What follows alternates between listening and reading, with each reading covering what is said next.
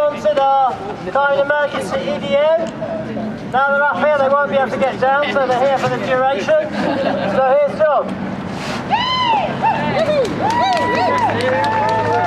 I'm here in solidarity with this demonstration because every year we've been here, we've warned them. We warned them if they continued in this carbon embrace, we would see the effects of climate change, and now we're seeing them. The ice is melting, we have extremes of climate and flooding in our own country. And we warned them also, if you privatise energy, they will form cartels and they'll rip us off. And we're experiencing all of that now, And we hope with this energy bill, we would see at least some acknowledgement of their failures and that they would then address our main concerns about climate change and the need to develop renewable energy. And what have we seen this week? An energy bill that instead of placing the onus upon the private companies to pay for renewable energy development is going to be placed upon ordinary people, most of whom are now struggling to pay their heating bills. And at the same time, the energy companies in their cartel are ripping us off on a daily basis. Yeah. We've seen climate change targets virtually ignored in planning decision after every planning decision, and now in my own constituency they're coming back again for a third runway and now possibly a fourth runway. And this carbon embrace will go on for the next 2 generations at least if they get away with the introduction of fracking. So what's our response? We need to explain very clearly.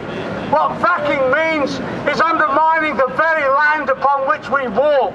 It's polluting our waters and it's creating emissions for a transport system still heavily dependent on carbon.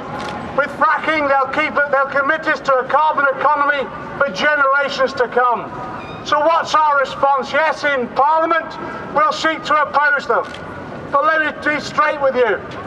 There's very few MPs at the moment who will oppose this energy bill and oppose the development of fracking. So what we've got to say to individual MPs, if you frack our community, we'll sack you. Fracking will mean sacking for individual MPs. Let's eyeball them constituency by constituency. So when the next election comes, we've got to make this a central issue. You've seen in the newspapers this morning the release from Greenpeace. They're looking at 60% of our land as possible targeting for fracking. That will undermine community after community. This has got to be a key political issue. The next 2 years up until the general election. And let me just say this as well. I'm an MP, so I don't trust them in Parliament. I mix with them. I see them every day.